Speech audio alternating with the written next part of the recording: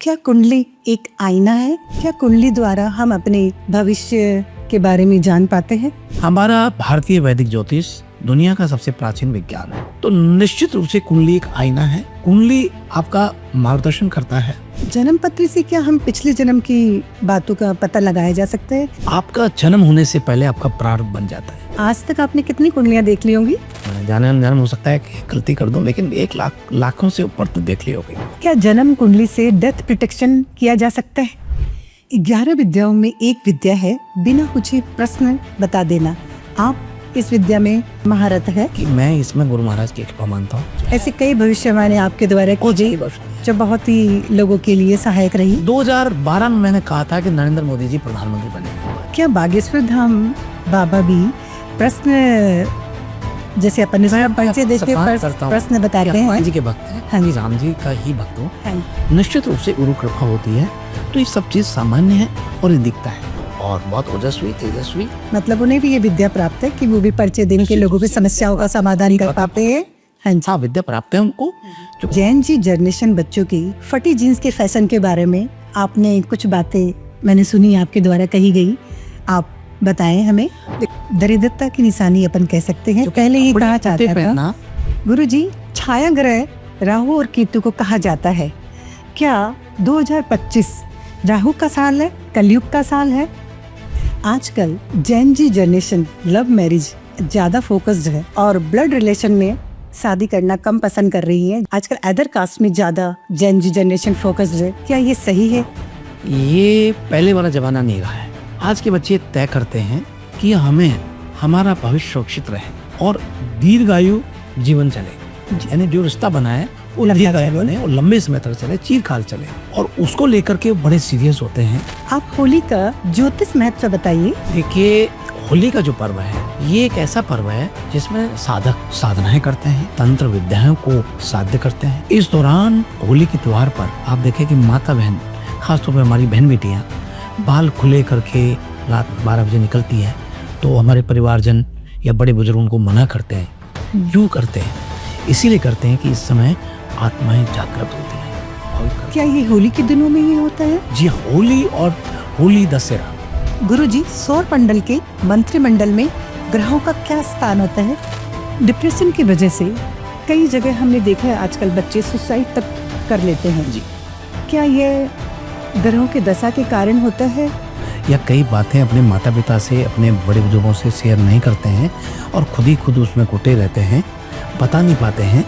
ऐसी परेशानी कारण डिप्रेशन का शिकार होना पड़ता है। जी, एग्जाम के समय में बच्चों को किन मंत्रों की चैंटिंग करनी चाहिए? अभी स्टॉक मार्केट लगातार गिरता जा रहा है, क्या ग्रहों की चाल का इस पर प्रभाव है? और जब जैसे शेयर डाउन हो रहा है तो धातु का मूल्य बढ़ेगा। अब सोने चांदी का भाव बहुत बढ़ रहा है। चाल ग्रहों के बदलने से ये फिर से ऊपर भी उठेगा? क्या प्रारब्ध को कोई बदल सकता है? हाँ, प्रारब्ध को निश्चित रूप से बदल सकते हैं आपके कर्म। ज्योतिष किसी के लिए अंधविश्वास, विश्वास एवं अविश्वास हो सकता है। मेरे लिए ज्योतिष विश्वास है।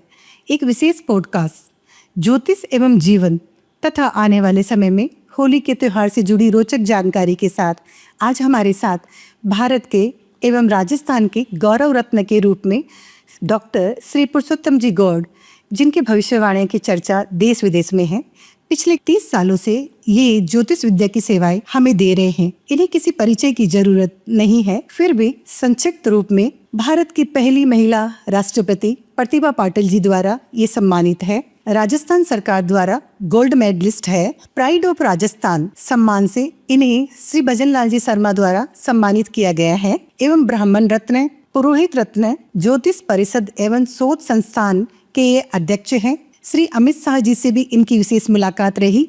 50 देशों की ये विदेश यात्रा कर चुके हैं। ब्रिटिश पार्लियामेंट एवं संयुक्त राष्ट्र संघ में इन्होंने 4 बार मंत्रों का गुंजायमान किया है। इनकी उपलब्धियां असीमित है। नमस्कार जी। नमस्कार। ओम शुभ मुहूर्तम शुभ लगनम क्षेमम कल्याणम आरोग्यम शुभम भवतु। आपने बहुत कुछ कहा, इसके लिए बहुत आभार, बहुत शुभाशीर्वाद जी। गुरु बिना ज्ञान संभव नहीं है। मैं आपके निवास स्थान पे गई थी, वहाँ मैंने एक दिव्य पुरुष की फोटो देखी। क्या वो है आपके गुरुजी हैं? जी हाँ, देखिए बहुत अच्छा प्रश्न आपने किया है। मेरे प्रथम और आराध्य पूज्य जो हैं गुरुदेव श्री हीरा खान बाबा के नाम से, हीरा खान वाले बाबा, ये शिव जी के अवतार हैं। जी। और महाअवतार बाबा का नाम तो आपने सुना ही है, ये उन्हीं के स्वरूप में है बाबा हीरा खान। हीरा खान एक जगह का नाम है, पर चूंकि वहाँ उनका अवतार हुआ इसलिए उनको हीरा खान बाबा के नाम से जानते हैं। बाबा 1970 में आए, अवतरण हुआ और 14 फरवरी 1984 को शरीर छोड़ा। गुरुदेव, मैं चूँकि बांदीकुई का रहने वाला हूँ, तो गुरुदेव की जो उपस्थिति हमको मिली वो एक महेंद्र जी महाराज होते थे, महेंद्र शर्मा जी, वो संत थे, बड़े तपस्वी संत थे जी। उनकी तपस्या के कारण बाबा हीरा खान को अवतार लेना पड़ा। वो हटी थे और जिद कर लिया था कि आपको अवतार के रूप में जन्म धरती पर आना होगा। जी। तो उनके जाने के बाद वो अवतार हुआ। बांदीकुई में बाबा हीरा खान 1973 में आई, फिर 79 में आई और 83 में आई। जैसे बांदीकुई में 83 में जब बाबा 79 में जब आए तो उनसे मुलाकात हुई, और मुलाकात हुई अद्भुत तरीके से। देखिए, बाबा एक जालानी बगीची है, वहाँ पर उनको रोका गया और मिले बांदीकुई में। बांदीकुई में। जी। तो वहाँ जब बाबा आए तो बहुत सारे पूरे शहर के नगर सेठ सारे बाबा के रेस्क्यू में लग गए, और सब लोगों ने कहा बाबा शिव जी के अवतार हैं और स्वयं शिव हैं। तो वहाँ एक त्यागी महात्मा थे, उन्होंने बड़ा व्यवधान किया कि कोई शिव होकर के आदमी कैसे आ सकता है, ये ऐसा है ही नहीं। तो उन्होंने क्या किया कि किसी से कह करके और 4 सर्प जिंदे पकड़े, लाल काले, और काले सर्प लेकर के उनके कमरे में छोड़ दिए।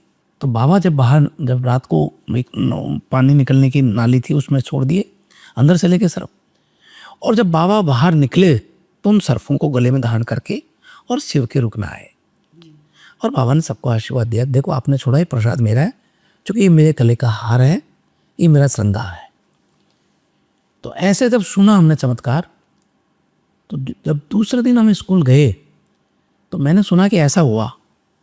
तो वहाँ ये था कि कोई भी बाबा से जाए तो अपने मन में प्रार्थना करे कि बाबा ये मेरा काम है, तो उनका काम होता था।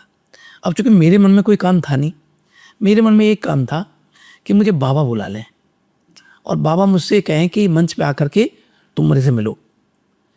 अब चूँकि जब हम उस समय थोड़ा बहुत ही ये पुरानी बात है, तो इतना ज़्यादा क्रेज़ भी नहीं था, कोई सोशल मीडिया थी नहीं, फोटोग्राफी थी नहीं, कुछ नहीं था।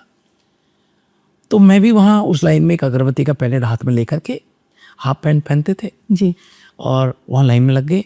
जैसे लाइन में लगे मेरे मन में हुआ बाबा कितने देर में बुलाएगा। तो 1 घंटा हुआ, 2 घंटा हुआ, 3 घंटे हुए, और 3 घंटे बाद जब मेरे को लगा कि अब तो बहुत हो गया, अब बाबा को यहीं से प्रणाम करते हैं, अगरबत्ती को रख देते हैं और अपन चलते हैं। तो उन्होंने कहा कि अरे इनको भेजो। और आप देखिए, मन की बात कही, अच्छा तुम 3 घंटे से इंतजार कर रहे हो, तुम्हें बहुत इच्छा थी मिलने की और कोई प्रश्न था नहीं, तो ठीक है सेवा करो। और वहाँ पे ऐसे सेवा करना शुरू कर दिया और वो आपके गुरु बन गए। गुरु है। तो मैं आपको बताना चाहूँगा कि बाबा हीरा खान के ये जो फेसबुक के मालिक है, ये भी इनके शिष्य है, और आज हमारे हीरा खान परिवार के श्री अरविंद लाल जी, हाँ जी, जो अध्यक्ष हैं, और आपके प्रिया कपूर, प्रियंका कपूर, बहुत सारे लोग जो हैं, डिग्निटी बड़ी बड़ी, मैं क्या नाम लूँ, सब बाबा के शिष्य हैं, शशि कपूर वगैरह भी रहे। तो बाबा हीरा खान एक शिव जी के अवतार हैं, मैं उन्हीं को अपना गुरु मानता हूँ। पर मेरे कंठी धारक जो गुरु हैं वो अलग हैं, वो यहाँ अलबेली सरकार है, जो बड़ी चौपड़ पर है, सरस अलबेली सरकार जो है। तो इस प्रकार से जो है गुरु की बात की, तो मैं ये कहूँगा कि गुरु ही सब कुछ है और मार्गदर्शन करने वाले वही हैं। गुरुर ब्रह्मा गुरुर विष्णु गुरुर्देवो महेश्वरः गुरुर साक्षात परब्रह्म तस्मै श्री गुरुवे नमः। पर हमारे शुक्ल यजुर्वेद में कहा है कि भगवान शिव की जो आराधना करते हैं उनको समस्त प्रकार के कष्टों का निवारण हो जाता है। जैसे एक मंत्र भी है, ओम नमस्ते रुद्रमन्योतो तिखे नमः बाहुभ्याम याते रुद्र शिवा तनुर्घोरा पाप काशनी तया न तन्नवाग्रसिंक विचाका से ही। सारे जीवन के पाप दूर हो जाते हैं जब भगवान शिव की कृपा होती है। इनको महामृत्युंजय बोलते हैं, आशुतोष भगवान बोलते हैं। ऐसे गुरुदेव का जो है आशीर्वाद बड़ी जी। क्या कुंडली एक आईना है? क्या कुंडली द्वारा हम अपने भविष्य के बारे में जान पाते हैं? निश्चित रूप से आपने बिल्कुल सही कहा नीलम जी, और मैं समझता हूँ कि आप बहुत विद्वान हैं और इंटेलिजेंट भी हैं। निश्चित रूप से आपने प्रश्न किया, इससे पता चलता है कि आदमी बहुत समझ से बात कर रहे हैं। हमारा भारतीय वैदिक ज्योतिष भारत का नहीं, दुनिया का सबसे प्राचीन विज्ञान है। आप देखिए कि मेडिकल साइंस कभी नहीं कहता कि ये व्यक्ति इस तारीख को मरेगा, इतने बज के इतने मिनट पर जन्मेगा। लेकिन हमारी इस वैदिक ज्योतिष या हमारी ज्योतिष विज्ञान जो है ये कैलकुलेशन करता है, ये बिल्कुल सटीक बोलता है कि लाखों किलोमीटर दूर सूर्य ग्रहण, चंद्र ग्रहण, और हम ग्रहों की प्रेडिक्शन करके कहते हैं कि ये इतने बज के इतने मिनट और इतने सेकंड पर सूर्य ग्रहण होगा, और आप देखते हैं वही होता है। बिल्कुल वही होता है। तो निश्चित रूप से कुंडली एक आईना है।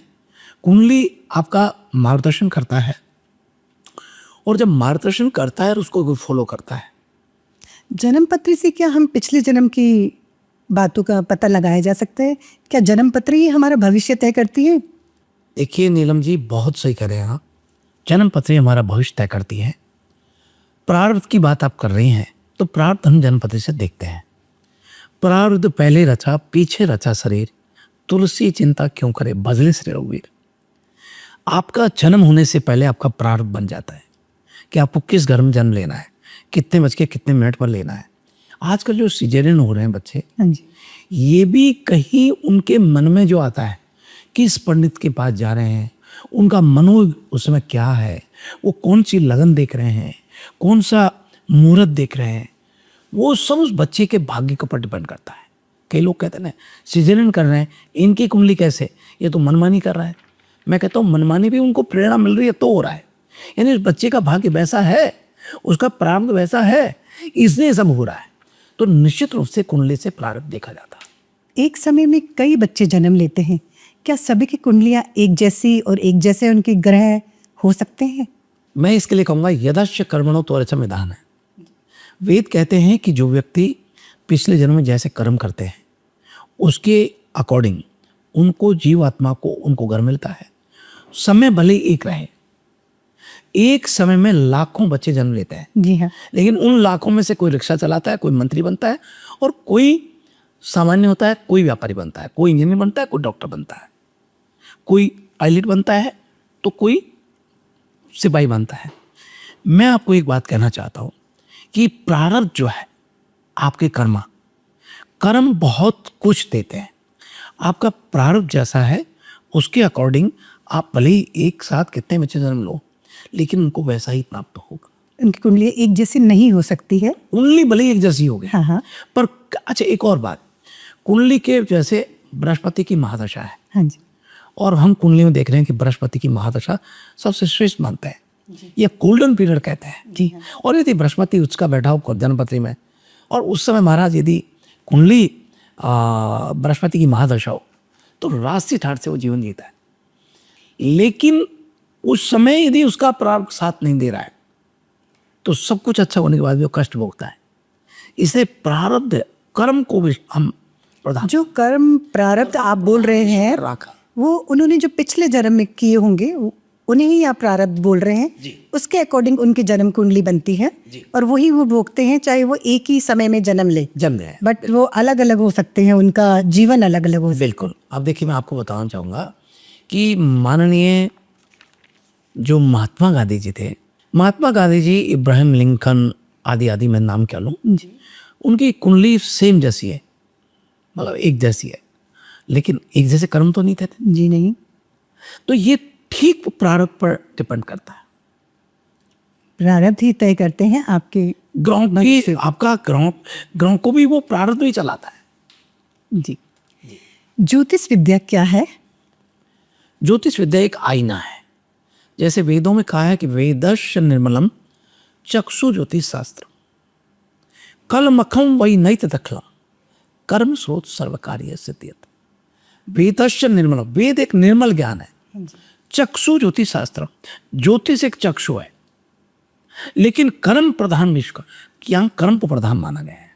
तो ज्योतिष आपको एक मार्गदर्शन करता है, एक आईना। जैसा आप हैं, आप आईना के सामने जाएंगे वैसे ही दिखेंगे, ऐसे ज्योतिष आपके भाग्य में जो है वो बतलाता है, भूत भविष्य वर्तमान तीनों को ज्योतिष बताता है। और पूरे विश्व ने माना है, बल्कि विदेशी भी आजकल इसमें बहुत ज़्यादा विश्वास करने लगे हैं। जी, क्या कर्मा को ज्योतिष ज्ञान के द्वारा सही किया जा सकता है? क्या बात, बहुत सुंदर।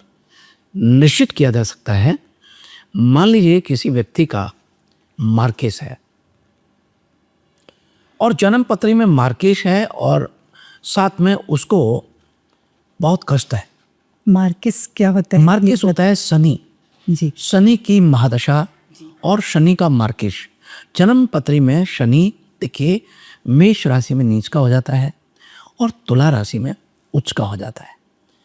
तो मार्केश शनि से होता है। मार्केश शनि मृत्यु को तय कर देता है, आयु को डिसाइड करता है। जी, अब वहाँ किसी की मार्केश लगा नहीं, पहला मार्केश, दूसरा मार्केश और तीसरा मार्केश, 7.5। अब ये जो मार्केश होता है, इस दौरान आदमी ये सोचता है कि भगवान कैसे निकाल दे, क्योंकि ये तो प्रभु को प्यारे होने वाला है, ऐसा होता है। उस समय व्यक्ति धार्मिक आध्यात्मिक अच्छे कर्मों की तरफ जाता है।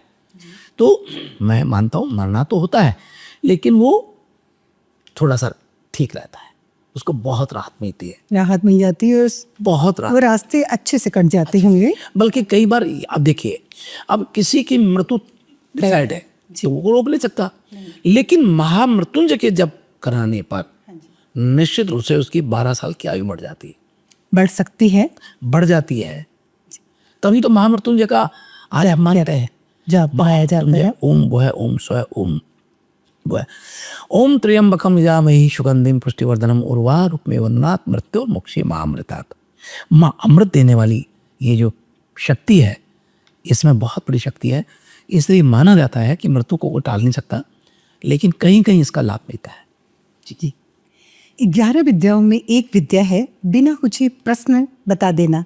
आप इस विद्या में महारत है, आपकी इस विद्या में महारत है, आप बिना पूछे अपने शिष्यों को प्रश्न बता देते हैं, इसका क्या राज है? देखिए, आपने तो खैर देखा भी है, आप तो जी हाँ। खुद ने भी देखा है, और चूंकि आप पत्रकारिताएं पढ़ती भी हैं, राष्ट्र प्रदेश स्तर पर भी, राष्ट्रीय स्तर पर भी, नेशनल लेवल भी, तो ये मैं आपको कहना चाहूँगा कि मैं इसमें गुरु महाराज की कृपा मानता हूँ। और किसी भी चीज़ के जब आप गहराई में जाते हैं तो निश्चित रूप से उसका ऐसा कोई ताला नहीं है जिसकी चाबी नहीं बनी हो। जी, तो विद्या के लिए जब आप ये तन्मयता से, उत्सुकता से, तल्लीनता से ये डिसाइड कर लो, तय कर लो कि मुझे विद्या सीखनी है, तो व्यक्ति सीख पाता है।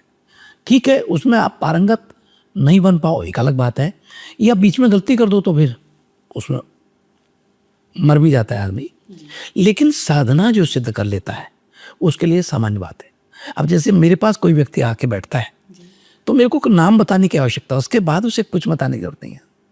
वो कितने बहन भाई, कितने संतान, उसके पिता कितने बहन भाई, उसके हस्बैंड कितने बहन भाई, या उसका क्या प्रश्न है, या वो क्या पूछने आया है, या उसकी चीज़ खो गई तो कहाँ खोई, किसने उठाई, मैं सब कुछ बिना पूछे लिखता हूँ। जी हाँ, एक चर्चा का विषय था, एक बच्चा जयपुर में खो गया था, उसके बारे में आप ही के द्वारा भविष्यवाणी की गई। 2008 में एक जौहरी, बहुत बड़े जौहरी थे, जी हाँ, उनके पुत्र और सुपुत्र का जो है अपहरण हुआ था। तो उस समय मुझसे उनके परिवारजन ने संपर्क किया। अब मैं तो सामान्य रूप में मिला, मुझे नहीं पता था कि इसका इतना बवंडर होने वाला है। तो मैंने सामान्य उनको कहा कि भाई ये बच्चा आज से 7वें दिन सकुशल आपके घर पर में आ जाएगा। और उनने कहा कि कागज़ मुझे दे दो। अब मैंने उसमें सब लिखा था कि इतने भाई हैं, इतने बहन हैं, आपका मकान यहाँ दिखता है, ये बच्चा इसका कक्षा में पढ़ता था, स्कूल से गया है, ये ड्रेस पहन के गया है, ये ऐसे गया है, और ये आएगा। और वो कागज़ मेरे से वो ले लिया। वो कागज़ ले जाके, और वो जब घर पहुँचे तो घर वालों को राहत मिली कि ये कागज़, तो कागज़ ले आए।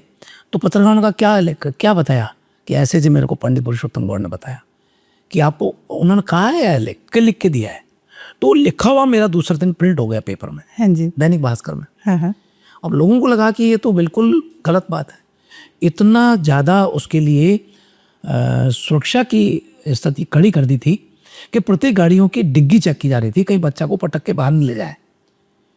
तो कई लोगों का अनुमान था कि शायद इतनी चेकिंग हो रही है तो डर के मारे बच्चे को जो है या तो मार दिया होगा या कुछ हो सकता है। जो भी कुछ हो सकता है। ये तो महाराज जी सब कुछ सही बोलते हैं, बट ये शायद गलत होगा।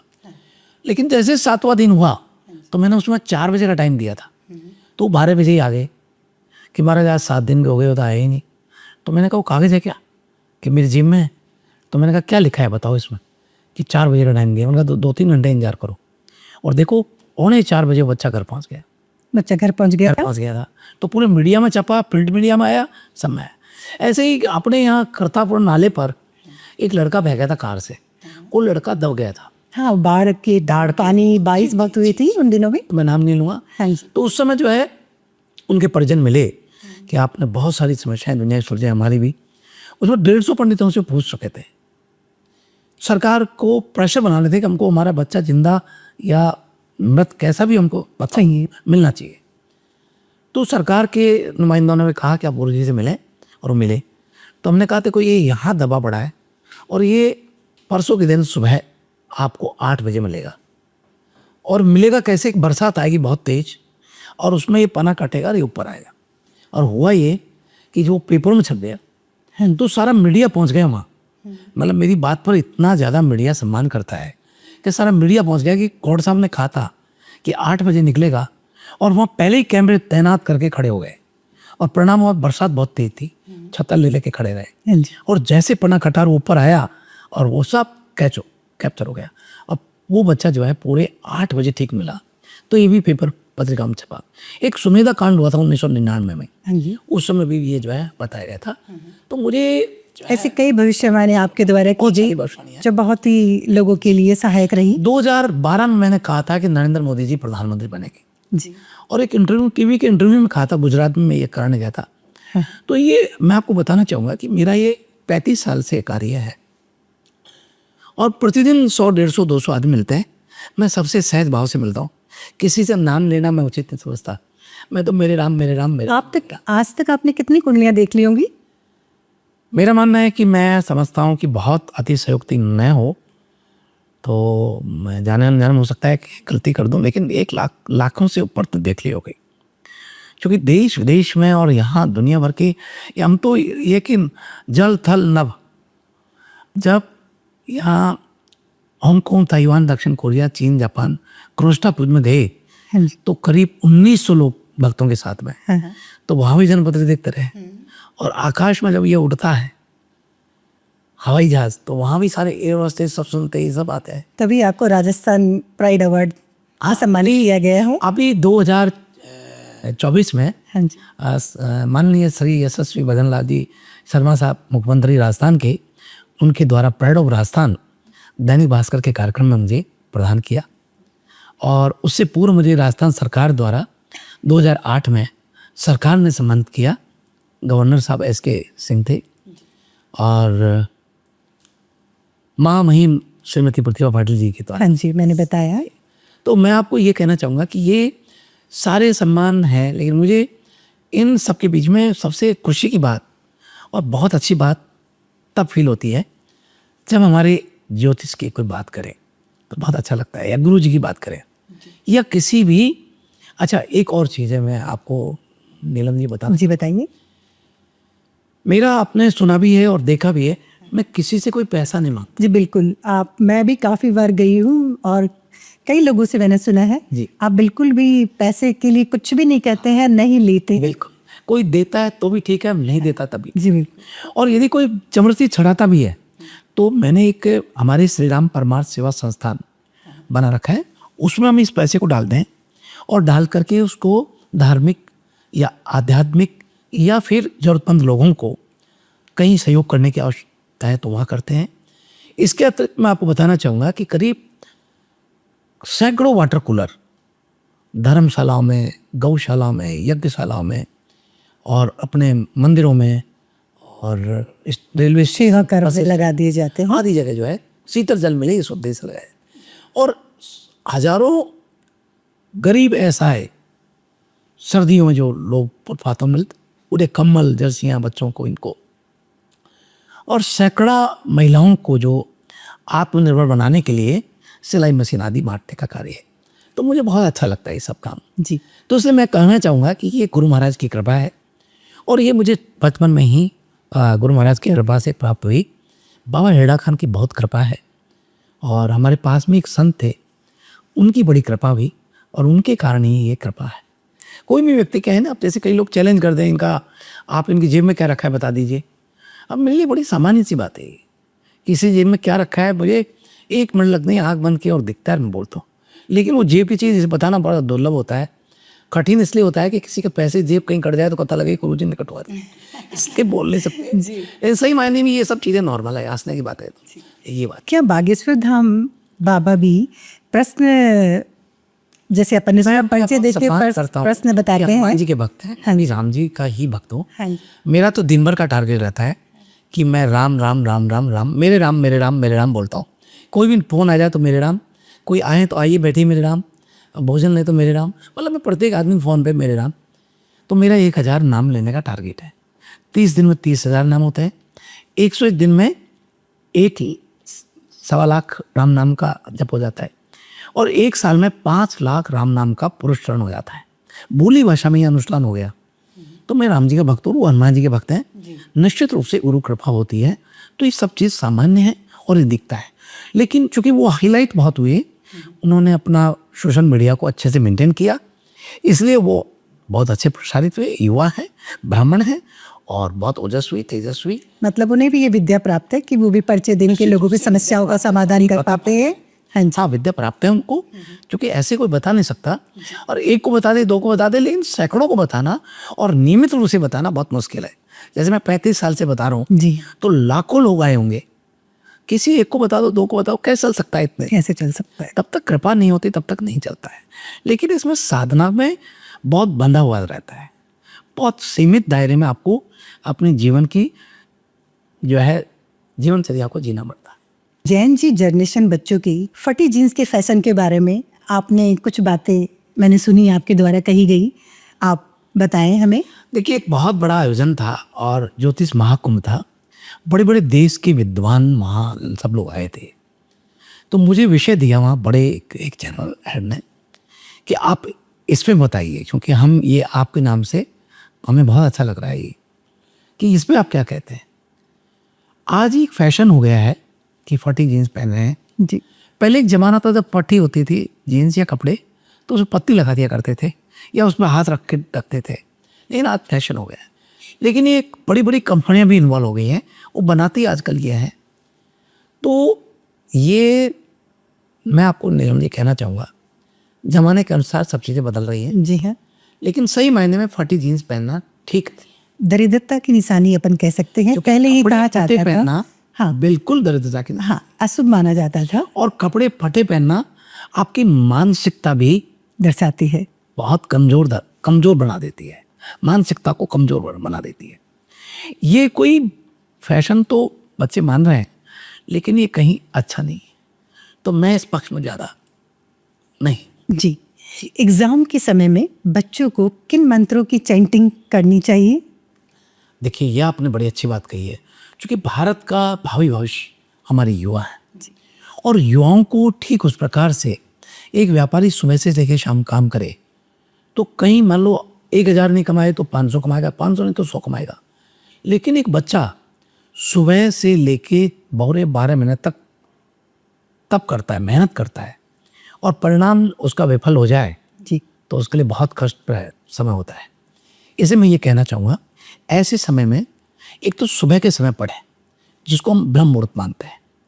दूसरा, उन्हें गायत्री का मंत्र करना चाहिए, गायत्री मंत्र। और गायत्री मंत्र ब्रह्म मुहूर्त पे करें सुबह उठकर। ब्रह्म मुहूर्त आप बताइए, क्या टाइम होता है उसका? 4 बजे से 6 बजे का बीच का जो समय है ये ब्रह्म मुहूर्त होता है। जी, इस समय ब्रह्म मुहूर्त में गायत्री मंत्र का करना आपका एकदम ब्रह्म जगानम प्रथमम पुरस्ताद रसीमत है सुरचोवीन आवय सबना उपमा अष्टविशा सतस्योनि मतस्व है। आपका संपूर्ण ब्रह्मांड की शक्ति और भगवान की कृपा आपको प्राप्त होती है। इसलिए गायत्री का जाप करना चाहिए। आजकल Jain ji generation love marriage ज़्यादा फोकस्ड है और ब्लड शादी करना कम पसंद कर रही है, जैसे कि ब्राह्मण का ब्राह्मणों में, पंजाबी का पंजाबियों में, आजकल अदर कास्ट में ज़्यादा जैन जी जनरेशन फोकस्ड है। क्या ये सही है? बिना जन्म कुंडली मिलाए लोग शादियों को महत्व दे रहे हैं, क्या इनकी शादी सक्सेस रहेगी? देखिए नीलम जी, आपने प्रश्न बड़ा शानदार किया है। निश्चित रूप से हमारी भावी भविष्य बच्चे हैं। आज के बच्चे, ये पहले वाला ज़माना नहीं रहा है। आज के बच्चे तय करते हैं कि हमें हमारा भविष्य सुरक्षित रहे और दीर्घायु जीवन चले, यानी जो रिश्ता बना है वो दीर्घायु बने और लंबे समय तक चले, चीरकाल चले, और उसको लेकर के बड़े सीरियस होते हैं और ये होना भी चाहिए। तो बच्चे पहले आजकल लव रिलेशन में रहते हैं और कई प्रकार की बातें हैं जो मैं समझता हूँ कि एक दूसरे को समझने के लिए बहुत ही अच्छा है। लेकिन जहाँ हम बात करें कि लव रह करके और शादी कर रहे हैं, अन्य दूसरी जातियों में कर रहे हैं, ये एक सामान्य सी बात हो गई है। मैंने कहा ना, आजकल बदल गया। एक ज़माना था जब आप देखते थे कि कछुए का कछुआ छाप एक अगरबत्ती आती थी, हाँ जी, हाँ जी, उससे मच्छर भग जाया करते था। हाँ जी, आजकल आप हीट छिड़को, हाँ। फिर भी मच्छर नहीं भगते। तो आप देखो ज़माना बदल गया है। अब बच्चे जो है ये लव मैरिज जो कर रहे हैं, ये अधिकांश सक्सेस हो रही है, और जो अरेंज मैरिज कर रहे हैं वो सक्सेस नहीं हो रही है। उसके पीछे मैं नहीं कहूँगा कि अरेंज मैरिज ना करें, बिल्कुल करनी चाहिए, पर है क्या, अरेंज मैरिज माँ बाप की इच्छा से होती है। जी है, कई बार माँ बाप आज से मान लीजिए मैं मेरे बच्चे की शादी करूं, तो मेरा बच्चा जो 25 साल का है जी, और मैं 50 साल का हूं, तो मैं 50 साल पुरानी बातों को ध्यान में रख के बात करेंगे, जी, और वो आज की जनरेशन है 25 साल की, तो वो आज की जनरेशन को ध्यान में रख के बात करेगा। मेरा कहना है, मैं जो समझाना चाह रहा हूँ, बताना चाह रहा हूँ हाँ जी, कि बच्चे आज को देखते हैं कि आज किस दिशा में हवा चल रही है, और हम पुरानी बातें थोपते हैं कि संस्कारवान बच्ची होनी चाहिए, बिल्कुल सुबह जल्दी उठनी चाहिए और घर में रहने चाहिए, बिल्कुल पूजा पाठ करती हुई होनी चाहिए। बहुत अच्छी बात है, ये अच्छी बात है। आज जनरेशन में आध्यात्मिकता के प्रति बहुत रुचि बढ़ी है, जी हाँ, बहुत रुचि बढ़ी है। मगर लव मैरिज की जहाँ बात हम कर रहे हैं, निश्चित रूप से लव मैरिज सक्सेस हो रही है, पर माता पिता अनुभवी होते हैं, उनकी बात माननी चाहिए। और जहाँ तक आप जन्मपत्री मिलान की बात कर रही हैं, तो मैं आपको कहना चाहूँगा, जब जन्मपत्री मिल रही है, उनके ग्रह मिल रहे हैं, तभी तो यहाँ इस स्टेज तक वो पहुँचते हैं। मतलब लव मैरिज आपके कहने का मतलब है, अगर कोई लव मैरिज कर रहा है तो उन्हें भी ग्रह नक्षत्र उन्हें मिला रहे हैं, तो यह नक्षत्र ही उनको मिला है, ये पिछले जन्म के कर्म ही हैं जो उन्हें मिला रहे हैं। बिल्कुल। और आज वो मतलब शादी बिना जन्मपत्री के भी किए जा सकते कर रहे हैं, तो भी उनका सक्सेस हो रहा है। है। आप देखिए, हमारे 50 साल पहले आप किसी के जाइए, कहाँ जन्मपत्र थी, कौन मिलाता था? पहले घड़ी नहीं होती थी, समय नहीं होता था, और बड़े बड़े लोग जो है शादी करके बड़े बड़े स्थानों पर, बड़े बड़े अहम भूमिका निभाने की पोस्टों पर पहुँचे हैं और सफल हुए हैं। तो मैं ये नहीं कहता कि वो पहुँचे कैसे, किसी का शादी का बात हो रहा है, इसका मतलब उनका ग्रह, उनका प्रारब्ध परमात्मा मिला रहा है, तभी वो उस स्थिति में आ रहे हैं। ऐसे ही लव मैरिज जो कर रहे हैं बच्चे, वो उस स्थिति में तभी पहुँचते हैं जब उनके ग्रह उनको साथ देते हैं, और जब ग्रह साथ में देते हैं, वहाँ कोई भी व्यवधान खड़ा हो जाता है, कोई भी व्यवधान खड़ा हो जाता है।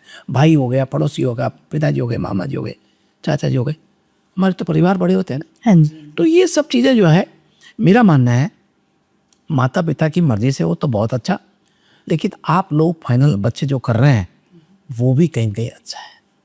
जी। लोग आपसे आम सवाल क्या पूछते हैं? नीलम जी, अधिकांश आजकल तो ये पूछना चालू, अधिकांश जो है कि तलाक मेरा कब होगा, मैं इसके साथ रहूँ नहीं रहूँ, ये तो बहुत ही मेरे मन मुताबिक नहीं चलता है, ये मुझे अच्छा नहीं लगता है। एक आज एक नई चर्चा और होने लगी है कि ये तो प्योर वेजिटेरियन है, मतलब बच्चे क्या बाहर रहने लगे। आज बच्चे अमेरिका पढ़ने गए या यूके पढ़ने गए या कनाडा पढ़ने गए या बेंगलोर पढ़ने गए या पुणे गए या कहीं भी गए, तो बच्चे अलग रहने लगे, और वो 3-4 साल 5 साल जब पढ़ के आते हैं, तो उस समय वो बिल्कुल फ्रीडम होता है उनका। जी, तो उस समय वो कहाँ किसके साथ बैठ रहे हैं, क्या खा रहे हैं, माता पिता के संस्कार रहे हैं। पर 100 में से 90% बच्चे इंडिपेंडेंट होकर के वो चीज़ कैच कर रहे हैं जो घर में नहीं थी। घर में किसी के बहुत ही वेजिटेरियन, वेजिटेरियन स्थिति है, तो वो नॉन वेजिटेरियन तरफ भाग रहे हैं। घर में बहुत ही सकारात्मकता का भाव के साथ में जीवन तो नकारात्मकता तक भाग रहे हैं, यानी उल्टी सी चीज़ कर रहे हैं। तो ऐसे में बच्चों को जो है कंट्रोल करना बहुत मुश्किल है। और मैं ये कहना चाहूँगा कि ये हमारे मतलब भावी भविष्य के लिए अच्छा नहीं। सवाल क्या पूछते हैं आपसे आम लोग आके, ज़्यादातर जो बहुत कॉमन है, जैसे आपने कहा क्या तलाक के बारे में ज़्यादा सवाल पूछे ये जाते बहुत हैं? अच्छा नहीं है हाँ। कि बच्चे लोग आजकल एक वैचारिक मतभेद को लेकर के तलाक कर लेते हैं, छोटी छोटी बातों में। अच्छा, वेजिटेरियन नॉन वेजिटेरियन बातों पे भी तलाक हो चलते हैं। ये भी होते हैं। और इसके अतिरिक्त छोटी छोटी बात, मेरी फीलिंग नहीं बैठ रही है, मेरा इसके साथ तालमेल नहीं बैठ रहा है, मेरा अपना काम नहीं बैठ रहा है। अच्छा, एक डॉक्टर है, एक बच्चे डॉक्टर है और लड़का इंजीनियर, तो नहीं मेरा बैठ रहा है।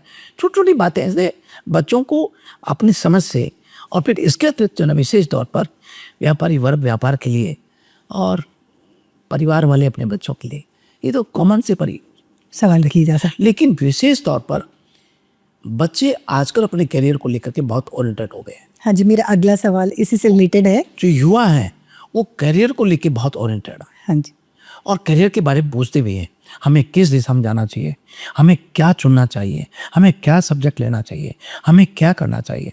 अब जैसे मान लीजिए एक व्यक्ति, सामान्यतः अपन तो वैसी बात करने जनरली, कर्क लगन की जन्मपत्री है, कुंडली बनी कर्क लगन से। अब उसका शनि षष्टम या फिर अष्टम या भागेश में या कर्म भाव में या पंचमेश में बैठा हुआ, बृहस्पति भी बैठा, राजेश का मूल मालिक मूल त्रिकोण में जाकर के स्वक्षेत्र योग में भागेश को देख रहे हैं।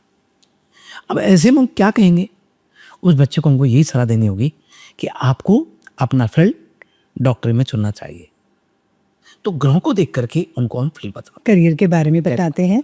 इसी तरह आप रिश्तों के बारे में 99% वो सफल भी होते हैं। अच्छा, इसी तरह आप रिश्तों में भी बताते होंगे कि किसकी जन्म कुंडली। अब रिश्ते में देखो, जैसे किसी की जन्म पत्री में राहु लगन में बैठा है और 24 डिग्री का राहु बैठा है, लगन कोई भी हो, केतु फिर सप्तम भाव में बैठेगा, वो भी 24 डिग्री में बैठेगा, तो तलाक निश्चित है। तो फिर उसके तलाक कई बार होते हैं। अब जैसे शनि और चंद्रमा है, विषुव बना रहे हैं और सप्तम भाव में बैठा है, तो निश्चित रूप से जो शादी करेंगे वो लड़की या तो आत्महत्या करे या कोई और लांछन लग जाए या कोई भी काम। तो ये जन्मपति को देख के सावधान करते हैं कि देखिए भाई, ये जन्मपति में दोष आ रहा है, आप इसमें थोड़ी मर्यादा रखें, अपने संयमित विचारधारा से काम करें, कोई भी आक्रोश क्रोध की बात ना करें और अपने व्यक्तिगत जीवन को जीने के लिए आपको समझ बढ़ा करके चलना चाहिए। क्या ये हमारा सुझाव होता है? हाँ जी, व्यक्तिगत जीवन में हेल्थ से भी रिलेटेड बातें भी हमें ज्योतिष द्वारा पता चल सकती हैं। पता चलती है, बिल्कुल, आपने बहुत अच्छी बात कही। आजकल खान पान इतना बिगड़ चुका है तो ग्रह भी बच्चों के ऐसे होने लगे। जी, आप देखिए कि बच्चे हो ये रहा है कि 12 बजे तक तो जगते हैं और सुबह 8-10 बजे तक 12 बजे तक तो रात को जगते हैं और सुबह 8-10 बजे से उठते हैं। अब बताइए, लाइफ है? जी बिल्कुल, सही मायने में लाइफ होनी चाहिए। रात को 9-10 बजे तक सो जाए, ब्रह्म मुहूर्त में उठना, 5 बजे तो उठ ही जाए, 4 बजे नहीं उठे 5 बजे उठ जाए। जी, और 5 बजे उठना ही चाहिए स्टूडेंट को। मैं तो कहता हूँ प्रत्येक व्यक्ति को उठना चाहिए। चलो आध्यात्मिक धार्मिक हम लोग तो 4 बजे उठ जाते हैं, अभी मैं समझता हूँ 4-4:30 बजे उठ जाते हैं। जी नहीं, मैं 6 बजे तक उठती हूँ। हाँ, लेकिन ये ठीक है, पर बात वो है कि जहाँ 10 बजे 12 बजे दिन के 2 बजे तक उठ रहे हैं, अब कब स्नान करेंगे, कब क्या होगा, तो उनका सारा सिस्टम, सारी स्थितियाँ अलग हो जाती है। तो मैं इतना कहना चाहूँगा कि आज करियर ओरिएंटेड बच्चे बहुत हैं, अपने भविष्य को लेकर के भी ओरिएंटेड बहुत हैं, और विशेष तौर पर बच्चे आजकल जोड़ने में इंटरेस्ट नहीं रखते हैं। वित्तीय प्रबंधन उनका दिमाग में है ही नहीं। उनके दिमाग में अच्छा खाओ, अच्छा पहनना और खूब घूमना फिरना, ये बहुत अधिकांश हो रहा है। क्या हेल्थ के लिए हम ज्योतिष द्वारा कोई उपाय कर सकते हैं जिससे हमारे आने वाले बच्चे या फिर जो है उनके लिए अपन को ज्योतिष द्वारा या जिससे कि उनकी हेल्थ अच्छी रहे? बिल्कुल, क्या कोई उपाय हो सकते मैं वही कह हैं? रहा था कि वो जीवन में जो ये सुबह नहीं उठना, ये सब बीमारी के घर है और निश्चित रूप से उनका जीवन खान पान की वजह से बिगड़ता है। वैसे तो स्वास्थ्य को लेकर के ऑर्डर रहना चाहिए, और उसके लिए कोई भी व्यक्ति मान लीजिए स्वास्थ्य से परेशान है, तो मैं हमारे इस कार्यक्रम के माध्यम से सुझाव देना चाहूँगा कि नियमित रूप से ओम नमः शिवाय की चैटिंग करें और 3 माला नियमित रूप से करनी चाहिए। ओम नमः शिवाय महामृत्युंजय का 3 माला करें तो बहुत ही अच्छा है। और यदि ये सब भी नहीं कर सकते हैं तो भगवान भोलेनाथ को जल चढ़ाएं। नमः संभवाय च भय भवाय च नमः शंकराय च महेश्वराय च नमः शिवाय च शिवतराय च हर हर महादेव बोलते हुए जल चढ़ाएं। और यदि ये सब भी नहीं कर पाते हैं तो तुलसी तल को अपने प्रसाद में रख करके प्रसाद पाएं। इससे निश्चित रूप से स्वास्थ्य में सुधार में आपके विचारधारा में काफी स्थान। बहुत अच्छी बात है आपने हमें बताई। होली नजदीक आ रही है गुरुजी, आप होली का ज्योतिष महत्व बताइए। देखिए, होली का जो पर्व है ये एक ऐसा पर्व है जिसमें साधक साधनाएं करते हैं, तंत्र विद्याओं को साध्य करते हैं। इस दौरान होली के त्यौहार पर आप देखें कि माता बहन, खासतौर पर हमारी बहन बेटियां बाल खुले करके रात में 12 बजे निकलती हैं, तो हमारे परिवारजन या बड़े बुजुर्ग उनको मना करते हैं। क्यों करते हैं? इसीलिए करते हैं कि इस समय आत्माएं जागृत होती हैं। जो पुराने पापों के फलस्वरूप अकाल मृत्यु को प्राप्त हो जाने वाली आत्मा, जैसे कोई लड़का चाह रहा है एक्सीडेंट मर गया तो उसकी आत्मा भटकी, उसको मोक्ष नहीं मिला, तो वो किसी न किसी को फिर कहीं प्रभावित कर। क्या ये होली के दिनों में ही होता है? जी हाँ, होली और होली दशहरा।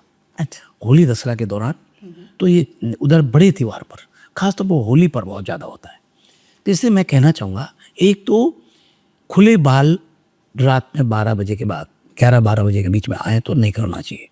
रात को आइसक्रीम खा करके बिना जल आचमन किए लोग बच्चे आ जाते हैं। हाँ जी। कूले करे बिना नहीं आना चाहिए। तीसरा, ये जो होली का त्यौहार है इसमें साधनाएं करते हैं और टोटके चौराहे पर छोड़ देते हैं जी। हवन करके टोटके, तो उस दिन टोटके पे पैर नहीं डालना चाहिए, ये बड़ा मुश्किल हो जाता है। तीसरा, वैदिक हम बात करें, इसका महत्व की बात करें तो अभी हमारी फसल तैयार हो रही है। हाँ जी। हम ये मानते हैं कि हमारे घर में भोजन बनाते हैं तो सबसे पहले भगवान को भोग लगाते हैं। तो नई फसल जो आ रही है, जैसे गेहूँ, चना, जौ आदि जो फसल आ रही है, तो हम सबसे पहले एक सामूहिक यज्ञ करते हैं। सभी भारत में सभी लोग सामूहिक हवन करते हैं, नहीं अलग अलग चौराहे पे, और 10-20 मोहल्ले वाले एक साथ होली मंगलाग्नि जलाते हैं और मंगलाते हैं, होली जलाते हैं। उसमें हम बाल आहुति करते हैं, आग सेकते हैं। हाँ। फिर हमारे गायों से बनी हुई, गाय के गोबर से बने हुए उपले वो वहाँ डालते हैं। जी हाँ। किसी की नज़र लगी हुई तो नज़र काटने के लिए हम सुपारी 7 बार फेन करके, इलायची 2 लौंग रख करके और उसमें डाल देते हैं, नज़र खत्म हो जाती है। किसी को बीमारी लगी हुई है या बीमारी कोई भी बीमारी है, एक नारियल को 7 बार घुमाया, होली में डाल दिया। इसके अलग अलग मंत्र है सबके। तो ये सब सर्वबाधा विनिर्मुक्तो धन धान सुतान है मनुष्यो मत प्रसादेन भविष्य न संशय, ये भविष्य में दोबारा ना हो, ऐसी कामना करके हम वहाँ छोड़ते हैं। ऐसे होली का जो महत्व है एक सामूहिक यज्ञ के रूप में होता है। दूसरा, जो इसकी लो जो है जब आकाश में जाती है तो पूरब में जा रही है तो हम अलग उसका प्रेडिक्शन करेंगे, पश्चिम में जा रही है अलग, दक्षिण में अलग। अच्छा, इन हवाओं का भी महत्व होता है? जी। लेफ्ट राइट जिस तरह से जा रही हो। जो हमारी लो होती है, हाँ जी। तो यदि मान लीजिए पूर्व में गई तो हम कहें कि बरसात बहुत अच्छे, ये सम्मत इससे प्रोटेक्शन हो जाता है कि बरसात आएगी। कि बरसात अच्छी आएगी और ये वर्ष अच्छा रहने वाला है, ये सम्मत अच्छा रहने वाला है। क्योंकि हमारा भारतीय सम्मत, जो भारतीय नए साल है, वो चैत्र मास शुक्ल पक्ष की प्रतिपदा से ब्रह्मा जी ने सृष्टि की रचना की और सूर्य की प्रथम किरण उस दिन से शुरू होती है और पंचांग की काल गणना भी जो है इसी दिन से होती है। होली के दिन से नहीं, यहाँ चैत्र मास के शुक्ल मास पक्ष की प्रतिपदा से जो नवरात्रा शुभारंभ होता है। जी, आप देखिए इसमें प्रकृति की खूबसूरती देखिए, आप सारे पत्ते आपके झड़ रहे हैं, सारे पत्ते झड़ रहे हैं, नई खोपल निकल रही है। पूरी प्रकृति का खूबसूरत सुंदरता जो है, खूबसूरती नजर आती है। और इधर होली का जो महत्व बात करें तो वहाँ भोग लगता है जो नया अनाज है उसका, और इससे जो है जो लौ निकलती है। अब ये हम इशारा करते हैं, हमारी ज्योतिष विज्ञान इशारा करती है कि भाई अब गर्मी शुरू हो चुकी है, गर्मी जी हाँ। शुरू हो चुकी है। होली के दौरान किन देवी देवताओं की पूजा की जाती है? विशेष तौर पर इसमें आपके कुल के देवताओं की जाती है, आपके पितरों पूर्वज जो होते हैं, पितर होते हैं, उनकी पूजा की जाती है, और प्रहलाद की तो पूजा की जाती है। हाँ जी। होली का प्रहलाद की तो आप जानती ही। इसके साथ हम ये भी कह सकते हैं कि जो साधना करते हैं, भैरव उपासना करते हैं, तंत्र साधना करते हैं, शमशान में जाकर के बैठते हैं और साधना करते हैं। अब देखो कई बार रात को 12 बजे के बाद 12 से 2 बजे के बीच में शमशान में तंत्र साधना करते हैं। जैसे कई लोग होते हैं ना कि हमें भी ऐसा विद्वान बनना है कि हम ऐसा करें, कई कर्म विश्वास कर लेते हैं, कई क्या कर लेते हैं, तो वो कुछ समझ ही होती है, हालांकि गृहस्थ में नहीं होना चाहिए। और ऐसे लोग कर भी लेते हैं तो कुछ समय वो रहती है, लेकिन कहेंगे वो मेजर पीड़ा दे देती है। इसे बीमार अधिकांश रहना, परेशानी रहना, परिवार में डिस्टर्ब होना, इस होली के दिनों में ये जिन्हें ये सब करना है वो ये करते हैं, बट हमें तो अपने देवी देवताओं की, क्योंकि देवताओं की पूजा करनी चाहिए और कुल के भक्त प्रहलाद की करनी चाहिए और कुल देवता की पूजा करनी चाहिए। जी, होली के दौरान कौन सा रंग शुभ माना जाता है? देखिए होली के दौरान तो सभी रंग शुभ होते हैं। हाँ जी, सही मायने में यह है कि ये तो बसंत है, ये तो सारे रंग इसमें से हो जाना है, पूरा सतरंगी माहौल हो जाता है, आप तो देखते ही हैं। लेकिन विशेष तौर पर जो केसरिया रंग है इसको हम बहुत ज़्यादा शुभ मानते हैं। शुभ माना जाता है। होली के दौरान किन चीज़ों से बचना चाहिए ये आपने हमें पहले भी बताया, खुले बाल नहीं करने चाहिए। इसके अलावा कुछ भी चीज़ों का हमें ध्यान रखनी चाहिए, किसी बातों का, कि हम होली के समय दिन में कहीं जा रहे हैं या कुछ खा रहे हैं या किसी से मिल रहे हैं या कोई नकारात्मक ऊर्जा हमें नहीं मतलब परेशान करे, इस बारे में हमें क्या ध्यान रखना चाहिए? देखिए नीलम जी, ये सही बात है, बहुत अच्छी बात है। एक तो किसी को इस दौरान अप्रिय नहीं बोलना चाहिए, अप्रिय नहीं बोलना चाहिए, असब नहीं बोलने चाहिए, नहीं बोलना चाहिए जी, कर्ण प्रिय बोलना चाहिए। और बहुत मतलब विनम्रता पूर्वक सबका आदर सम्मान होना चाहिए इस दौरान। खास तौर पर बहुत हमेशा प्रशंसा रहना चाहिए, चेहरे पे मुस्कुराहट सी रहनी चाहिए, क्योंकि ये जो 15 दिन मुस्कुराहट के होते हैं ना, ये पूरे जीवन को मुस्कुराते रखता है। पूरे साल भर हो एकदम प्रसन्न। आप जीवन का बोल रहे हैं, जीवन सुखमय रहेगा हमारा। साल भर तो महादेव है, अब अगले साल है। सही है, क्योंकि आप देखिए कि इसमें कितना अनुत्सव के रूप में इसको बनाते हैं और भाईचारे के रूप में लेते हैं। दूसरा बात यह है कि दोपहर में विशेष तौर पर 12 बजे करीब जो साधना करते हैं, मैं फिर इस बात को रिपीट कर रहा हूँ, वो लोग चौराहे पर टोटका रखते हैं, चौमुखा बोलते हैं, भैरव जी की करने वाले वो रखते हैं, तो उसको टच नहीं करना चाहिए, उसमें गाड़ी नहीं चढ़ानी चाहिए, उसको पैर से नहीं हटाना चाहिए। और माता बहन लड़कियों को खास तौर पर दोपहर में बाल बांध के रखना चाहिए। सफ़ेद चीज़ खा करके नहीं जाना चाहिए। उसमें सफ़ेद चीज़ में आप दही खाते हैं तो जीरा डाल लें, दूध पीते हैं हल्दी डाल लें, आइसक्रीम खाते हैं तो चॉकलेट डाल लें, तो इस तरह से जो है ये परहेज करना चाहिए। जी, होली के समय भी कोई विशेष मंत्र होते हैं जिनका जाप हमें करना चाहिए?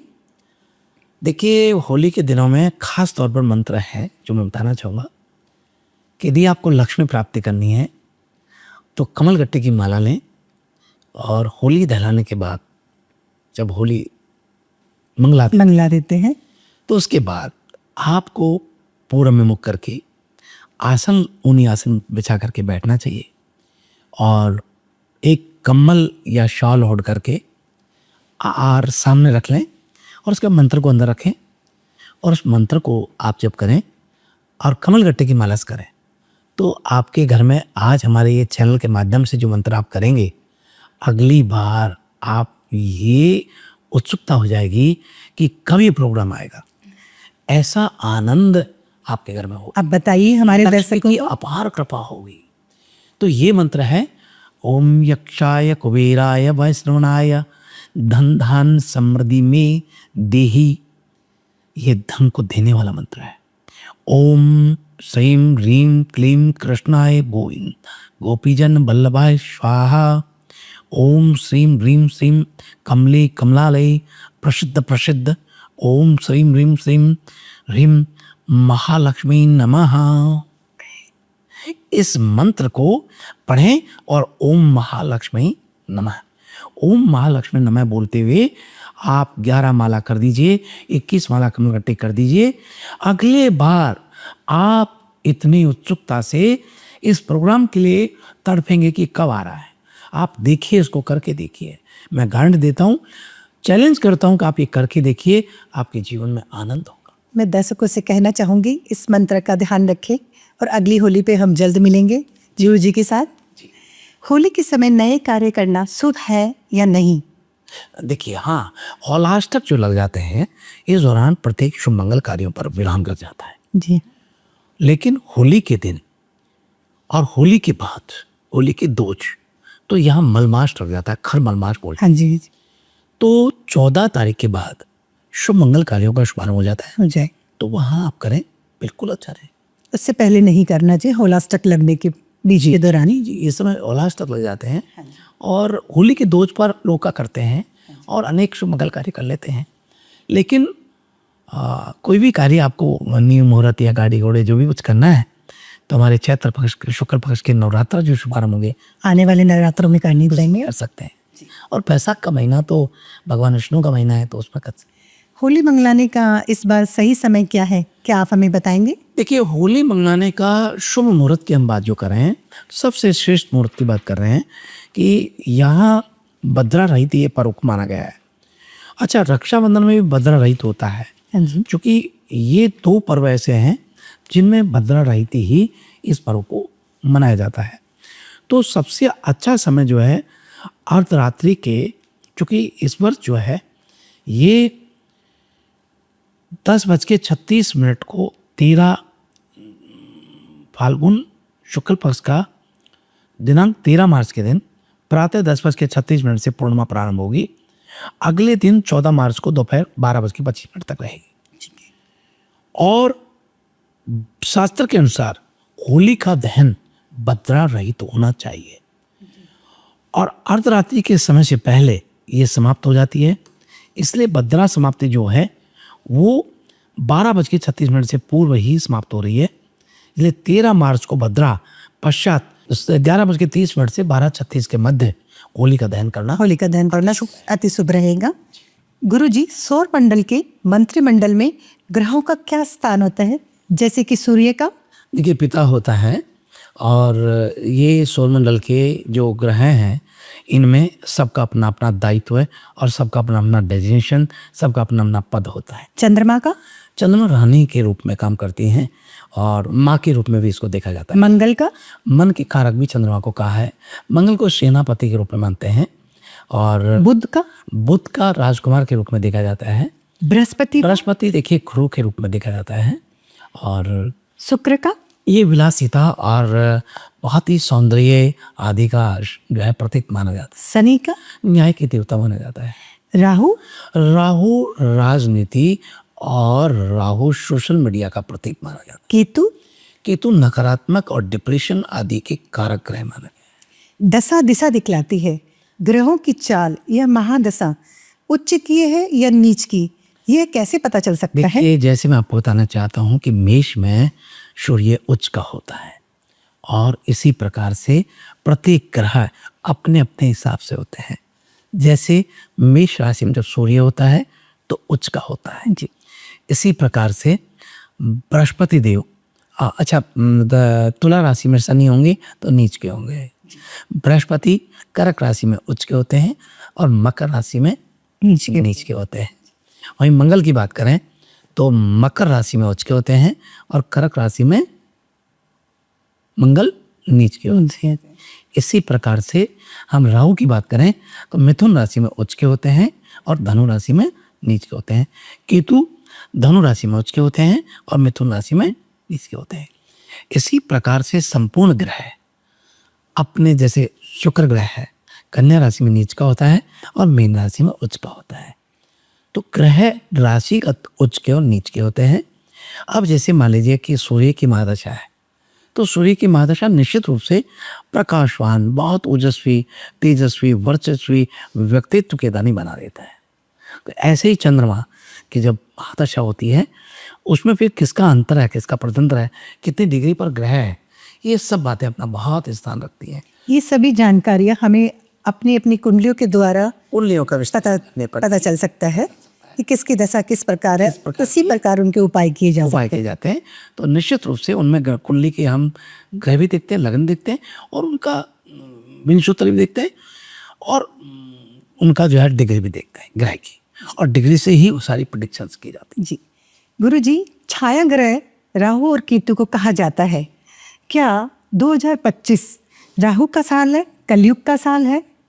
देखिए, बिल्कुल कलयुग का काल है और ये कहा है कि कलयुग में संयुक्त रूप से जो आदमी चलता है, परिवार को लेकर चलता है तो सफल हो रहा है, या अपने संपूर्ण चीज़ों को संयुक्त करके चलता है तो चलता है। तो ये पूर्णतः कलयुग का काल है। और कली काल का मतलब होता है कि आज हम सोशल मीडिया जो कर रहे हैं ये राहु का ही तो है, मीडिया का ही। तो राहु क्या अच्छा है 2025 के लिए? 2025 के लिए निश्चित रूप से बहुत ही अच्छा रहने वाला है, लेकिन कहीं कहीं हमारे भारत में आधुनिकता का बहुत बड़ा एक विस्तार होने वाला है। वहीं मैं आपको ये भी कहना चाहूँगा 2025 जो है निश्चित रूप से भारत विश्व के हृदय पटल पर एक बहुत अमिट छाप छोड़ने वाला है। और भारत का युवा खास तौर पर पूरे विश्व के स्तर पर विशेष और अपनी योग्यता क्षमता के आधार पर लोहा मनाएगा। जी, राहु कैसे राजा को रंग और रंग को राजा बना सकता है? राहु जिसका नाम है जो राह से भटक जाए और राह से भटका दे उसका नाम राहु है। जैसे राहु जब मिथुन का होता है उच्च का माना जाता है, हालांकि वृषभ राशि में उच्च का माना जाता है, वृषभ राशि में भी उच्च का माना जाता है राहु को। तो राहु राजा बना देता है, रंग से राजा बनाता है और ऊपर से नीचे। राजनीति में भी राहु का बहुत बड़ा रोल होता है, इसलिए राहु को मानते हैं कि पॉलिटिशियन और उद्योगपति या किसी क्षेत्र में राहु बहुत अहम। क्या अरविंद केजरीवाल जी पे भी राहु का असर था, जैसे कि आप कह रहे हैं राजनीतिक के बारे में? केजरीवाल को राहु का भी और मंगल का भी असर था। और अरविंद केजरीवाल तो बहुत अपने पुण्य के बल पे या कैसे नहीं तो उनका और भी बड़ा जो है सुपड़ा साहब होने की स्थिति थी। अभी स्टॉक मार्केट लगातार गिरता जा रहा है, क्या ग्रहों की चाल का इस पर प्रभाव है? और क्या चाल ग्रहों के बदलने से ये फिर से ऊपर भी उठेगा? देखिए ये अभी 13 अप्रैल से वापस उठने वाला है। तो और जब जैसे शेयर डाउन हो रहा है तो धातु का मूल्य बढ़ेगा। अब सोने चांदी का भाव बहुत बढ़ रहा है, जी हाँ, लेकिन ये जैसे शेयर बाजार ऊपर आएगा तो ये डाउन होगा। तो ये 13 तारीख के बाद में होगा। कहने का मतलब है 13 तारीख के बाद स्टॉक मार्केट में उछाल आएगा। जी। कुंडली में केतु खराब हो तो उसे कैसे ठीक किया जा सकता है? देखिए केतु के लिए सबसे अच्छा उपाय होता है काले कुत्ते को अपने हाथ से रोटी देना, या फिर कहें कि काले सांड को गुड़ खिलाना शनिवार के दिन। जी। तो ये कार्य करने से निश्चित रूप से केतु ग्रह शांत होते हैं। क्या ज्योतिष गणना के द्वारा हमारे मानसिक स्वास्थ्य को ठीक किया जा सकता है? आजकल घर घर में डिप्रेशन की बहुत बड़ी समस्या हमें देखने को मिल रही है। क्या ग्रहों के चाल का इन पे प्रभाव पड़ता है? और अगर है तो उसके उपाय भी गुरुजी हमें बताएं। देखिए आपने नीलम जी बहुत अच्छी बात कही है। निश्चित रूप से अभी लोग डिप्रेशन के बहुत शिकार आपको युवा मिले खासतौर। जी हाँ। और उसके पीछे कारण है कि हमारा रहन सहन। जब आप सुबह जल्दी उठते हैं तो आपका बृहस्पति बहुत सहयोग करता है। आप सूर्योदय से पूर्व उठते हैं, सूर्य आपको बहुत प्रकाशवान बनाता है। कृष्ण रस्सा वर्तमानो निवेशन मर्थम मर्थन चहन सविता रथेना देवो याति भुवनानि पश्यन, कि व्यक्ति को सूर्योदय होने के बाद उठने पर उसको प्राश्चित रहेगा। और जब सूर्योदय से पूर्व उठते हैं तो उसके आनंद ही आनंद रहेगा। तो निश्चित रूप से आज जो डिप्रेशन के शिकार अधिकांश बच्चे हो रहे हैं वो लोग हैं जो दिन के 10 बजे तक, 12 बजे तक, 1 बजे तक सोते हैं। तो मैं आज के युवाओं को सलाह दूंगा कि आप सुबह सूर्योदय से पूर्व उठें, भले ही दोपहर में आधे घंटे 1 घंटे रेस्ट करते हैं, लेकिन ये होना ही चाहिए। जी, ये ज्योतिष का ग्रहों के आधार पर ही डिप्रेशन हो। क्या चंद्रमा के कमजोर होने पर व्यक्ति में डिप्रेशन? मन का कारक मानते हैं। चंद्रमा मन का कारक है, ये डिप्रेशन भी देता है। तो ये आदमी को चलायमान भी करता है। जी। आदमी का मन को एक जगह 1 सेकंड में अमेरिका ले जाएगा, 1 सेकंड में यहाँ ले आएगा, 1 सेकंड में गर्लफ्रेंड पर, 1 सेकंड पे बॉयफ्रेंड पर, और 1 सेकंड माता पिता के चरणों पर, 1 सेकंड माता पिता के सिर पर। इसका उपाय बताएं। तो चंद्रमा को हमने पहले ही कहा कि ग्रहों में ये रानी का काम करता है। चंद्रमा को माँ का रूप भी मानते हैं। जी। तो इसका उपाय बहुत सरल बात है कि जो अपनी माँ की सेवा करता है ना, जो अपने महिलाओं का घर में बड़ी बुजुर्ग महिलाएं हैं, जैसे भाभी हैं, दादी हैं, माता जी हैं, बुआ हैं, आपके बड़ी बहन है, इनका रिस्पेक्ट करता है, सम्मान करता है, चरण स्पर्श करके पैर छूता है। क्योंकि चरण जो उंगली लगाते हैं इसमें इलेक्ट्रोमैग्नेटिक वेव्स होती हैं, वो घुटने को टच करने पे ही प्राप्त होती है। तो ऐसा करने से निश्चित रूप से डिप्रेशन से बाहर आ सकते हैं। डिप्रेशन की वजह से कई जगह हमने देखा है आजकल बच्चे सुसाइड तक कर लेते हैं। जी। क्या ये ग्रहों के दशा के कारण होता है? और अगर ऐसा होता है तो ऐसा क्या किया जाए कि हम बच्चों को बचा सके और रोक पाए इस गलत काम के लिए? आपने बहुत अच्छा प्रश्न किया है। बच्चों को आज डिप्रेशन के शिकार होने पर या कई बातें अपने माता पिता से, अपने बड़े बुजुर्गों से शेयर नहीं करते हैं और खुद ही खुद उसमें घुटे रहते हैं, बता नहीं पाते हैं। ऐसी परेशानी के कारण डिप्रेशन का शिकार होना पड़ता है। तो मैं सबसे पहले तो कहूँगा कि अपनी बात को अपने माता पिता के सामने रखनी चाहिए, अपनी फैमिली के साथ शेयर करने चाहिए। अपने बड़े भाई या बड़ी बहन और बात को शेयर करना चाहिए। कोई बात में उलझ भी गई, कोई बात नहीं, उसको शेयर करना चाहिए।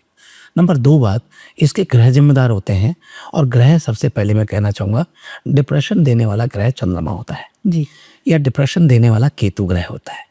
तो आप चंद्रमा के लिए माता पिता का, जैसे मैंने अभी कहा, चरण स्पर्श करें। और इसके अतिरिक्त यदि आप करते हैं तो फिर प्रतिदिन सूर्योदय से पहले उठ कर के और आप अपने घर में तुलसी का पौधा लगाया है तो उनको प्रणाम करके और उसको जल स्नान करके जल चढ़ा के और 7 परिक्रमा करें तुलसी की। तुलसी की पूजा करना डिप्रेशन का इलाज है। इलाज जी, और शायद सूर्य को अर्घ देना भी इसका एक। डिप्रेशन, सूर्य को अर्घ देना ठीक बात है, लेकिन सूर्य का अर्घ देना एक तरीके से आपका ओज तेज को बढ़ाता है और आपकी महिमा मंडन को बढ़ाता है, आपकी सोसाइटी में आपका यश कीर्ति को, वैभव को विस्तार देता है। इसलिए वो अपनी जगह काम करता है। क्या जन्म कुंडली से डेथ प्रोटेक्शन किया जा सकता है? देखिए, जहाँ आप जन्म पत्री से मृत्यु की बात कर रही हैं, निश्चित रूप से हम उसका आंकलन कर सकते हैं, लेकिन सही बताना मेरे ख्याल से ठीक नहीं होता, क्योंकि ज्योतिष में वो निकल तो जाता है जी, लेकिन किसी को ये बोलना बहुत ही, ज्योतिष हल्का करने के लिए है, लाइट करने के लिए है, किसी को डराने के लिए या भय देने के लिए नहीं होता है। इसलिए निकल तो जाता है लेकिन नहीं दे तो ज़्यादा ठीक है। मतलब आप बताना उचित नहीं समझते हैं, बट लेकिन पता किया जा सकता है। बिल्कुल पांग में चल जाता है और निश्चित रूप से जिसका ऐसा मृत्यु का समय आ जाता है उसको खुद को भी फील हो जाता है, जी हाँ मेरे साथ ऐसे होने वाला है। ऐसे अधिकांश लोगों से जब चर्चाएं सुनते हैं और देखते हैं, पढ़ने में भी आता है, तो ये निश्चित रूप से बता जाता है। पितृदोष क्या होता है? हमें कई बार हमारे पूर्वज दिखते हैं और हम अमावस को पितरों की पूजा भी करते हैं। इन सब के बारे में आप हमें कुछ बताएं। पितृ पुराने पापों के फलस्वरूप अकाल मृत्यु को प्राप्त हो जाने वाली आत्मा और पितृ के रूप में प्रकट होती है। और ख़ास तौर पर पितृ अपने पूर्वज होते हैं। पूर्वज जो जिनकी आत्मा अपने परिवार जन में रह जाती हैं कि मेरे बच्ची का शादी नहीं कर पाया, बेटे की शादी नहीं कर पाया, या मैं मकान नहीं बना पाया, या मैं काम नहीं कर पाया, या मैं डिग्री नहीं ले पाया, या मैं पढ़ नहीं पाया, किसी काम को अधूरा करते करते अधूरा रह गया हो और वो मृत्यु को प्राप्त हो गया हो, तो उनकी आत्मा भटकती है और पितृ आत्मा के रूप में बनते हैं। राहु से सूर्य की युति होने पर पितृ आत्मा की जन्मपत्री में प्रदर्शित स्थिति होती है। मैं इसके लिए कहना चाहूँगा कि अमावस्या के दिन अपने पितरों का तर्पण करें, काले तिल और जौ लेकर के तर्पण करें। तर्पण सदैव ऐसे किया जाता है, पितरों को तिलक सूंगली से किया जाता है जी। साथ ही पितरों के लिए कौवा जो है उसका प्रतीक माना जाता है। कौवा को रोटी देनी चाहिए अमावस्या के दिन, गाय को रोटी देनी चाहिए, चींटी को रोटी देनी चाहिए और कुत्ते को भी देनी चाहिए, श्वान को देनी चाहिए। तो इस प्रकार से पितरों के मोक्ष के लिए आपको कुशा धारण करके तर्पण करना चाहिए। और पितरों के लिए ओम पितृभ्यः स्वधायिभ्यः स्वधानमः प्रपिता महेभ्यः स्वधायिभ्यः, इस मंत्र को बोलते हुए पितरों का तर्पण आदि करना चाहिए। जिसके घर में पितृ प्रसन्न है जी, उसका सब कुछ सही है। और कितने भी आपके ग्रह पक्ष में हैं लेकिन पितृ दोष है जी, तो आप मानिए फिर सब कुछ होते हुए नहीं के बराबर है स्थिति। पितृ कौन होते हैं? हमें कैसे पता चलेगा कि हमारे घर में कौन पितृ है? पितृ विशेष तौर पर जो आपको रात में सपने में प्रातः 3 बजे से और 6 बजे के मध्य कहीं सपने में दिखते हों और वो किसी भी रूप में दिखते हों तो वो पितृ होते हैं, परिवार के जन होते हैं, पूर्वज होते हैं, ये पितृ कहलाते हैं। पर कुंडली में भी पितृ आपकी जन्म पत्री से पता चल जाता है कि राहु और सूर्य की युद्धि हुई तो पितृ हुआ। अभी तीसरे भाव में 10, ये बहुत सारी बातें हैं जिनको हम कुंडली देख करके ही बताया जा सकता है। लेकिन एक बात और, आपके पूर्वज किसी के भी, जो हमारे दर्शक इसको करके वो देख रहे हैं, आपको पितृ शांति चाहते हैं तो अपने पितरों की तस्वीर आप दक्षिण दिशा में दीवार पर टाकें और उनको गुरुवार के दिन जरूर अगरबत्ती 2 अगरबत्ती का। गुरुवार को। हाँ, या तो नियमित करें तो बहुत अच्छी बात है, नहीं गुरुवार अमावस्या को जरूर करनी चाहिए और बाहर त्योहार पे उनको अगरबत्ती भी करनी चाहिए और माला भी दान। क्या सारे पूर्वज पितर हो सकते हैं? हाँ, जिनकी आत्मा भटकती हुई रह जाती है, मैंने कहा ना, किसी काम को करते हुए अधूरे में जो आत्मा चल जाती है, हाँ। वो पितर आत्मा होती है। बहुत अच्छी जानकारी मिली आपके द्वारा। गुरुजी, मेरा अगला सवाल मेरे खुद के लिए है। हाँ। मेरा नीलम वर्मा सोनी पॉडकास्ट चैनल है। मेरी जन्म कुंडली आपने देखी, जी। क्या आप बता सकते हैं कि मेरा पॉडकास्ट कैसा चलेगा? देखिए, मैं आपको बहुत मंगल शुभकामना करता हूँ। मैं हमारे इस पवित्र मंच के माध्यम से कहना चाहूँगा कि 2025 आपके लिए बहुत उज्जवल रहने वाला है। निश्चित रूप से आपको काफ़ी अपने व्यक्तिगत निर्माण के लिए निरंतर संघर्षरत रहते हुए असफलता की कसौटी पर जाना है। तो संघर्ष तो करना पड़ेगा, मेहनत तो करना पड़ेगा, पर आपको बहुत सफलता मिलेगी। खास तौर पर आप 3 मार्च के बाद से पॉजिटिव विचारधारा के साथ आगे बढ़ेंगे। 3 मार्च जो जा चुका है, हाँ जी। और 17 अप्रैल के बाद से आपको बहुत सकारात्मकता के साथ में सफलता प्राप्त होना शुरू हो जाएगा। जी। 2025 भारत के लिए कैसा रहेगा? 2025 पूरे भारत के लिए वित्तीय प्रबंधन में बहुत स्ट्रांग भारत दिखेगा। भारत आधुनिकता के तौर पर, ये कहें कि सोशल मीडिया के तौर पर, या अत्यधिक आधुनिकता जैसे नई नई टेक्नोलॉजी के साथ में भारत उभर करके निकलेगा। और भारत में बहुत विशाल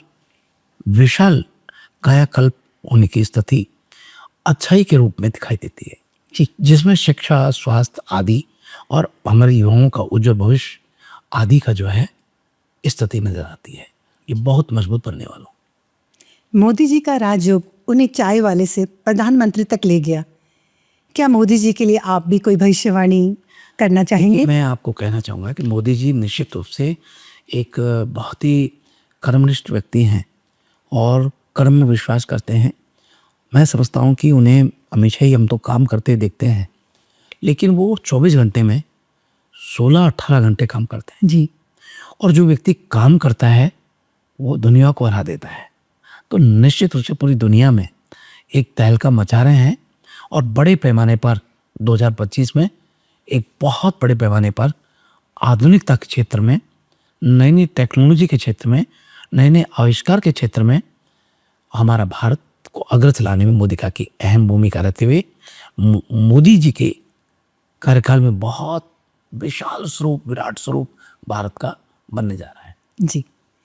प्रयाग के महाकुंभ में हिंदू सनातन की शक्ति हमें देखने को मिली। आप इस बारे में क्या कहेंगे? देखिए, ये हमारा धर्म है और निश्चित रूप से उस समय जो है सूर्य मकर राशि से और बृहस्पति वृषभ राशि में होने से प्रयाग में महाकुंभ का संयोग बना। तो ये संयोग ग्रहों के आधार पर बना। जी। ये पूरे देश और दुनिया को, पूरी कायनात को इसने ये बता दिया कि सनातनी और आध्यात्मिक इतना जबरदस्त स्ट्रॉन्ग है कि इसे कोई नहीं तोड़ सकता। और ये निश्चित रूप से महाकुंभ एक वर्ल्ड रिकॉर्ड किया। एक वर्ल्ड रिकॉर्ड नहीं, कई वर्ल्ड रिकॉर्ड इन्होंने बनाए हैं। जी हाँ। तो ये पूरे देश के लिए और पूरे विश्व के लिए एक मिसाल के रूप में है।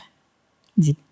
आज के विशेष पॉडकास्ट का विशेष अंतिम सवाल, क्या प्रारब्ध को कोई बदल सकता है? हाँ, प्रारब्ध को निश्चित रूप से बदल सकते हैं आपके कर्म। जी। व्यक्ति जब कर्म करता है तो प्रारब्ध को बदल देता है। जैसे किसी का एक्सीडेंट होना तय है, मगर आपने कर्म किए तो एक्सीडेंट बड़ा न होकर के छोटा हुआ, लेकिन हुआ तो सही, बड़ा नहीं हुआ, छोटा हुआ।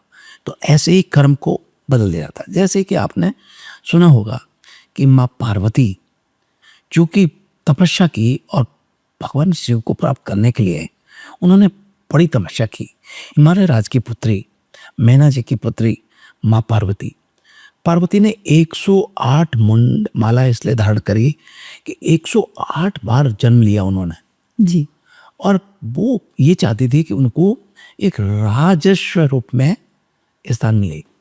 तो उनको नारद जी ने कहा कि आपको जन्म तो एक बहुत ही ऐसे व्यक्ति के साथ होगा जिसके साकनी, डाकनी, भूत, पिशाच, जिंद, बैताल, इष्ट मित्र होंगे। एक अघोरी के स्वरूप में आपको पति मिलेगा। तो इसको सुनकर के बड़े डरे और उन्होंने अपना प्रारब्ध अपने भजन के बल से, अपने कर्म के बल से किया। तो परिणाम ये हुआ कि अघोरी तो मिले पर भगवान शिव के रूप में मिले।